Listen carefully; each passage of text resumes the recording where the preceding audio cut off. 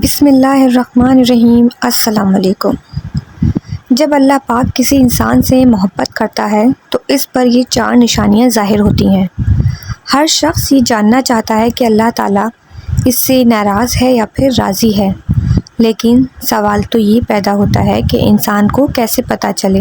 کہ اللہ تعالیٰ کی پاک ذات اس سے راضی ہے یا نہیں۔ تو آج ہم اسی کے بارے میں بات کریں گے کہ جب اللہ تعالیٰ کسی انسان سے راضی ہوتا ہے تو اس انسان پر وہ کون سی 4 نشانیاں ہیں جو ظاہر ہوتی ہیں، جس سے اس انسان کو یہ سمجھ جانا چاہیے کہ اللہ تعالیٰ کی ذات اس سے راضی ہے۔ ناظرین، حضرت موسیٰ علیہ السلام اللہ تعالیٰ سے ہم کلام ہوا کرتے تھے، یعنی کہ اللہ تعالیٰ سے باتیں کیا کرتے تھے۔ انہوں نے اللہ تعالیٰ سے فرمایا کہ اے اللہ، میرے معبود تیرے راضی ہونے کی نشانیاں کیا ہیں؟ تو خالق کائنات نے فرمایا، اے موسیٰ، جس بندے سے میں خوش ہوتا ہوں تو میری راضی ہونے کے سب سے پہلی علامات یہ ہے کہ میں اس کے گھر بیٹی جیسی رحمت کو بھیج دیتا ہوں۔ جس بندے کے گھر بیٹی پیدا ہو جائے تو سمجھ لینا چاہیے کہ اس بندے سے میں راضی ہوں۔ ناظرین، جو بندہ دین اسلام کی شریعت کے مطابق اپنی بیٹی کی تربیت کرتا ہے، اپنی بیٹی کو جوان کرتا ہے، یعنی اپنی بیٹی کو دین اسلام کا علم سکھاتا ہے، اور جوان ہو جانے کے بعد اس بیٹی کا نکاح کر کے اس کو رخصت کر دیتا ہے، تو ایسے بندے کے متعلق اللہ تعالیٰ نے فرمایا کہ میں ایسے بندے سے راضی ہوتا ہوں، اتنا خوش ہوتا ہوں کہ اس بندے کو قیامت کے دن بغیر حساب کتاب کے میں جنت میں داخل کر دوں گا۔ اس بات کی وضاحت ہمیں احادیث محمدی سے ملتی ہے کہ حضرت محمد صلی اللہ علیہ وسلم نے اپنے صحابہ سے ارشاد فرمایا کہ اے میرے صحابہ، جس بندے کی 3 بیٹیاں ہوں اور وہ اپنی تینوں بیٹیوں کی اچھی طرح پرورش کرے، میرے دین کی تعلیم دے، تینوں بیٹیوں کو قرآن سکھائے، حلال کا لقمہ انہیں کھلا کر ان تینوں بیٹیوں کو جوان کرے،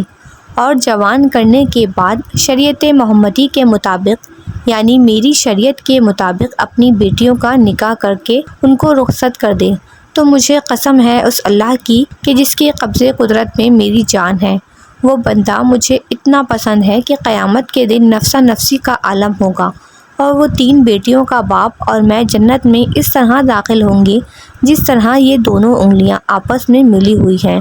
ابھی رسول خدا صلی اللہ علیہ وسلم یہ بات سنا ہی رہے تھے کہ ایک شخص کھڑا ہوا اور کہنے لگا، یا رسول اللہ، جن کی 3 بیٹیاں ہوں گی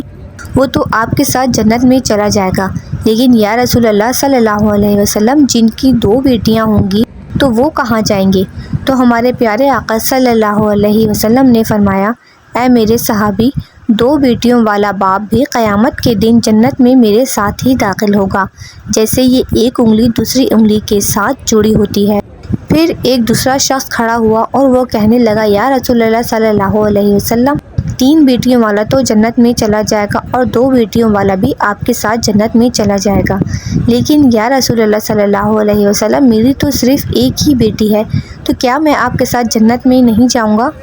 رسول اللہ صلی اللہ علیہ وسلم، اس نعمت سے تو پھر میں محروم رہ جاؤں گا۔ تو سرور کائنات نے فرمایا، اگرچہ جس شخص کی ایک بیٹی بھی کیوں نہ ہو، لیکن اگر وہ اپنی بیٹی کو حلال کا لقمہ کھلائے، اپنی بیٹی کو جوان کرے اور دین کی تعلیم دے اور اس کا نکاح کر کے اس کی رخصتی کرے، تو ایک بیٹی والا بھی قیامت کے دن جنت میں میرے ساتھ ویسے ہی ہوگا جیسے یہ 2 انگلیاں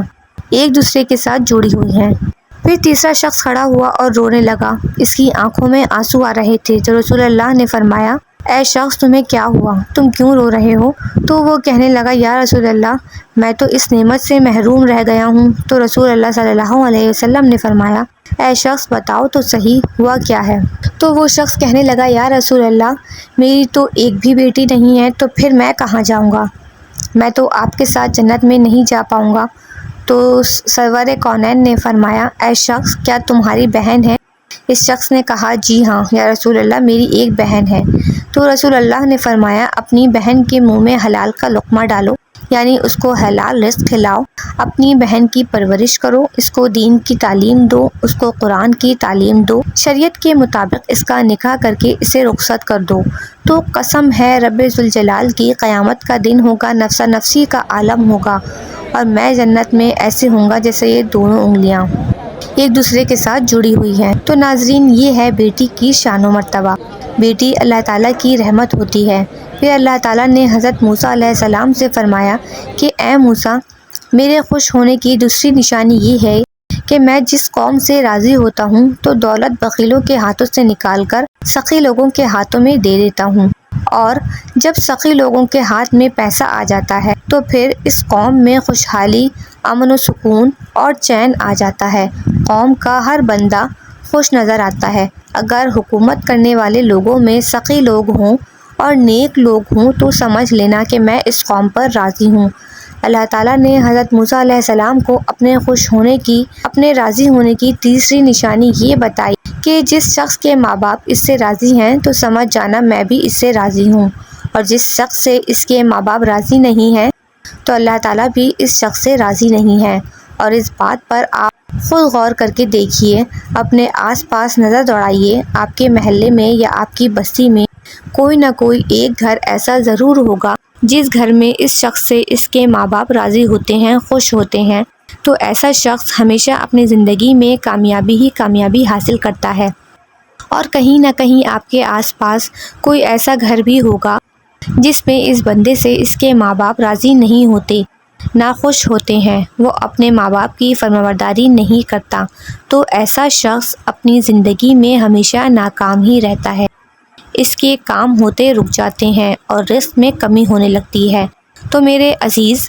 اپنے ماں باپ کی خدمت کرو، اپنے ماں باپ کی عزت کرو، اپنے ماں باپ کو راضی کرو، ماں باپ کو خوش رکھو، ان سے دعائیں لو، ان کا حال پوچھو، ان سے محبت سے تھوڑی دیر گفتگو کرو، اور اگر تمہارے ماں باپ تم سے ناراض ہیں، ناخوش ہیں تو انہیں راضی کرو، ان سے معافی مانگو۔ اور اللہ تعالیٰ جس بندے سے خوش ہوتا ہے اس بندے کو اپنے ماں باپ کی خدمت میں لگا دیتا ہے۔ آپ نے یہ سنا ہی ہوگا کہ ماں باپ راضی تو خدا راضی، تو اپنے ماں باپ کی عزت کرو، ان کی فرمانبرداری کرو، نیک بنو۔ اللہ تعالیٰ نے حضرت موسیٰ علیہ السلام سے اپنے راضی ہونے کی اور اپنے خوش ہونے کی چوتھی نشانی یہ بتائی کہ جس بندے سے میں خوش ہوتا ہوں، جس بندے سے میں راضی ہوتا ہوں، جب سردیوں کا موسم آتا ہے، جب بہار ٹھنڈی ہوتی ہے اور ایسے موسم میں ہر بندہ نرم گرم بستروں میں سویا ہوا ہوتا ہے اور سکون کی سانسیں لے رہا ہوتا ہے، اور جب رات کا دوسرا پہر آتا ہے تو سردی کی رات کے دوسرے پہر سردی زیادہ بڑھ جاتی ہے، تو اللہ تعالیٰ فرماتا ہے کہ جب رات کا دوسرا پہر آتا ہے تو میرا جو بندہ اس سردی میں اٹھتا ہے اور وہ ٹھنڈے پانی سے وضو کرتا ہے اور وہ میری عبادت میں اپنے سر کو میرے سامنے جھکاتا ہے، میری محبت میں اپنے سر کو جھکاتا ہے، ایسے شخص سے بھی میں بہت محبت کرتا ہوں اور میں ایسے شخص سے ہمیشہ راضی رہتا ہوں۔ تو ناظرین، کچھ لوگ یہ سمجھتے ہیں کہ اللہ تعالیٰ نے جن لوگوں کو دولت سے نوازا ہے، جن لوگوں کو عزت سے نوازا ہے، جن کا بڑا کاروبار ہے، بڑی بڑی گاڑیاں ہیں، بڑا گھر ہے، تو ایسے شخص سے اللہ پاک خوش ہے، لیکن ایسا نہیں ہوتا بھی ہے اور نہیں بھی، کیونکہ اللہ تعالیٰ جس سے راضی ہوتا ہے اس کا امتحان لیتا ہے، اور اللہ تعالیٰ جو چاہے وہ کر سکتا ہے، اور جس سے محبت کرتا ہے اس کو آزماتا ہے۔ اور گاڑی، بنگلہ، عزت، کاروبار، پیسہ، دولت، یہ ساری چیزیں اللہ تعالیٰ کے راضی ہونے کی یا خوش ہونے کی نشانیاں نہیں ہوتی۔ یہ چیزیں تو ہر وہ انسان حاصل کرتا ہے جو اس کے لیے دن رات محنت کرتا ہے۔ آپ حضرت ابراہیم علیہ السلام کی زندگی دیکھیے۔ حضرت ابراہیم علیہ السلام اکیلے تھے، جو اللہ پر ایمان رکھتے تھے، جو بتوں کی پوجا نہیں کرتے تھے، اسی لیے ان کے والد بھی ان کے خلاف ہو گئے، انہیں آگ میں ڈالا گیا، ان کے لوگ ان کے خلاف ہو گئے۔ سوچو، اگر اللہ تعالیٰ ان سے اتنی محبت کرتا تھا تو ان کے ساتھ ایسے معاملے ہوئے ہیں، اللہ کی طرف سے ایسی آزمائشیں آئی ہیں، اور حضرت ابراہیم علیہ السلام نے ہر آزمائش کو ایمان کے ساتھ، صبر کے ساتھ، اللہ تعالیٰ پر یقین کے ساتھ پورا کیا۔ اور آج ہم یہ کہتے ہیں کہ جس شخص کے پاس اچھا کاروبار ہے، دولت ہے، بڑی گاڑیاں ہیں، بڑے بنگلے ہیں، بڑی زمینیں ہیں، جائیدادیں ہیں، اللہ تعالیٰ صرف اس سے محبت کرتا ہے، ایسا نہیں ہے۔ بلکہ اگر آپ صحیح سلامت ہیں، آپ کا جسم صحیح سلامت ہے، آپ کا گھر صحیح سلامت ہے، آپ کے گھر میں رہنے والے صحیح سلامت ہیں، آپ کے ماں باپ صحیح سلامت ہیں، آپ کو اولاد جیسی نعمت سے نوازا ہے اللہ تعالیٰ نے، آپ تھوڑا ہی کماتے ہو لیکن حلال کماتے ہو، تو بھی اللہ تعالیٰ آپ سے راضی ہوتا ہے، خوش ہوتا ہے۔ یہ بھی اللہ تعالیٰ کی نعمتیں ہی ہیں جو اللہ تعالیٰ نے آپ سے راضی ہو کر آپ کو دی ہیں۔ ضروری نہیں ہے کہ اللہ تعالیٰ جس شخص سے راضی ہو اسے دولت دے، اسے گاڑی دے، بنگلہ دے، دنیا کی عیش و آرام دے۔ اللہ تعالیٰ ہر شخص کو ہر طرح سے آزماتا ہے۔ اللہ تعالیٰ نے اپنے نبیوں کو آزمایا تو ہم تو اس کے بندے ہیں۔ حضرت ایوب علیہ السلام کو اللہ تعالیٰ نے بہت ساری دولت دی تھی، لیکن آخر میں اللہ تعالیٰ نے ان سے وہ دولت واپس لے کر ان کا امتحان لیا۔ حضرت یوسف علیہ السلام کو غلام بنا کر زندان میں ڈالا گیا، اللہ تعالیٰ نے انہیں وہاں سے نکال کر مصر کا بادشاہ بنا دیا۔ ہمارے نبی حضرت محمد صلی اللہ علیہ وسلم فاقے کیا کرتے تھے، اتنے دنوں تک تو ان کے گھر میں چولہا نہیں جلا کرتا تھا۔ رسول اللہ صلی اللہ علیہ وسلم کے نواسے حضرت امام حسین علیہ السلام سے کتنی بڑی قربانی لی، تو اللہ تعالیٰ ہر شخص کو الگ الگ طرح سے آزماتا ہے، الگ الگ چیزوں سے آزماتا ہے۔ کسی کو دولت دے کر آزماتا ہے تو کسی سے دولت لے کر آزماتا ہے۔ اللہ تعالیٰ قرآن میں فرماتا ہے کہ بے شک ہم تمہیں آزمائیں گے اور ضرور آزمائیں گے۔ اللہ پاک ہمیں دین اسلام پر ثابت قدم رہنے کی توفیق عطا فرمائے اور ہمیں نیکوکاروں میں شامل کرے۔